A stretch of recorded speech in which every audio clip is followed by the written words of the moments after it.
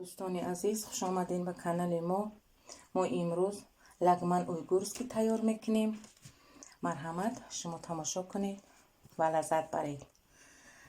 با ما در کار می شود کرم، پکینسکی کرم، پکینسکی کرم، بلگری سبز، بلگری سرخ، کم ترک گوشت، چسناک، سلدری، یک دانه پمیدور، دو دانه پیاز. اینا کرمی عادی کم ترک در کار است. مادر این مرچ. مرحمت تماشا کنین، ما کار سر میکنیم. دوستان عزیز، ما این کپوسته کرم این تاز ریزه میکنیم. اینش برای مادر در کار میگذاره. سلام در کاری هم میکنیم.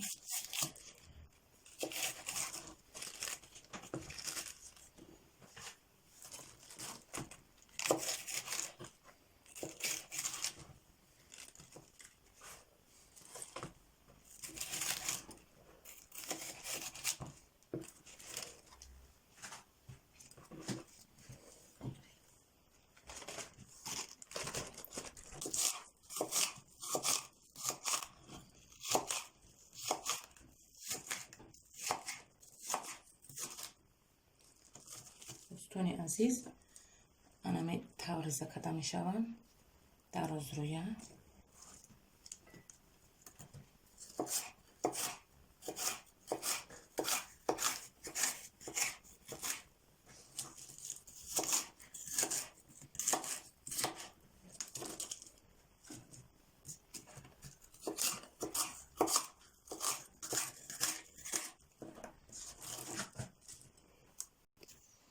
دوستان عزیز، چطوری که میبینید ما گوشت را به طرز در از روی ریزه کردیم.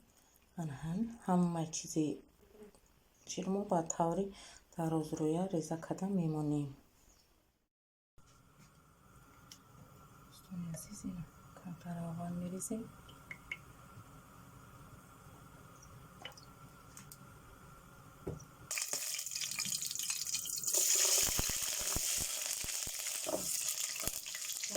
ما از طریق خیلی میبینید سبزه شدن چسناکای ما موقع پیاز رو ایلوه میکنیم. خیلی که دوستان همه یعنی پیازای ما با طوری دراز را سرخ‌تر ریزه کردگیم.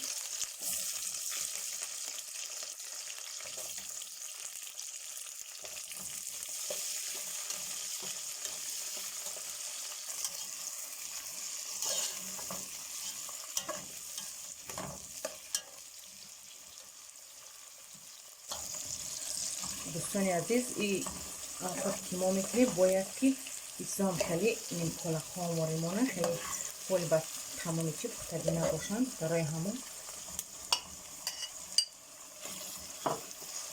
ما بسیاری باید حق نمیکنیم، هم ترکی حق میکنیم.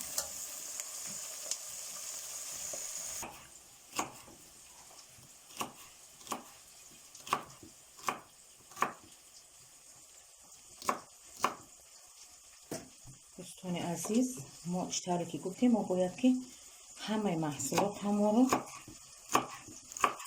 با طرز در از روی ریزه کنیم. این هم میبینید همش در از روی.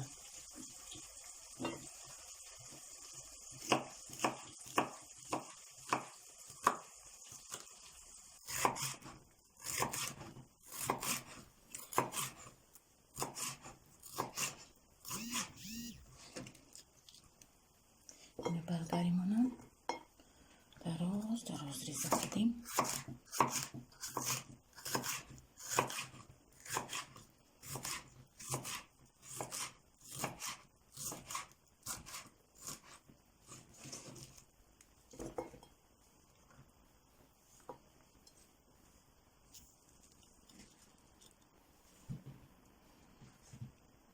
محصولات ما تیار شد.